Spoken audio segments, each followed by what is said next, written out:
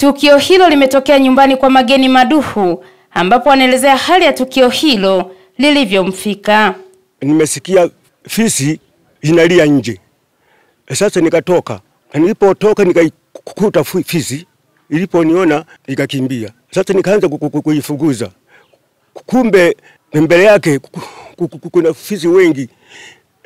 Nikaamua kurudi.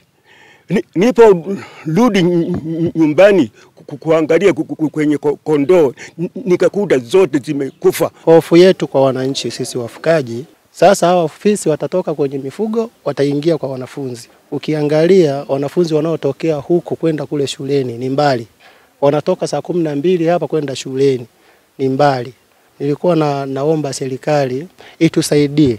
Kama kuna maafisa wanyamapori, basi tushirikiane nao kwa weledi ili tuweze kuondokana na hii adha. Kufuatia hofu iliyotanda katika maeneo hayo, mwenyekiti wa mtaa wa Mahina Mangu Mangolio anaelezea namna utaratibu utakaofanyika ili fisi hao wasiwazuru watoto. Na mpaka saa hizi hili tukio nadhani limeshanishangaza sana.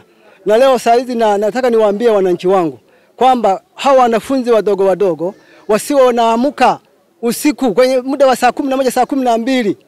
Na sisi tutatoa utaratibu kwa walimu kwamba jamani kuna 1 2 3 ambao sasa ili kusudi na wao watuelewe kwamba hili limeshakuwa ni tatizo. Mkuu wa wilaya Bariadi ambaye ni mwenyekiti wa ulinzi na usalama wa wilaya hiyo, Bwana Simon Simalenga, anatangaza operation kabambe ya fisi hao. Mkisha anza hivi haya mambo haya, iwe ni fisi ambaye anafugwa na binadamu au ni fisi wa kawaida, tukisha anza kwenye mifugo namna hii, tukitoka hapo tunarudi tena kule kwenye kushambulia watoto.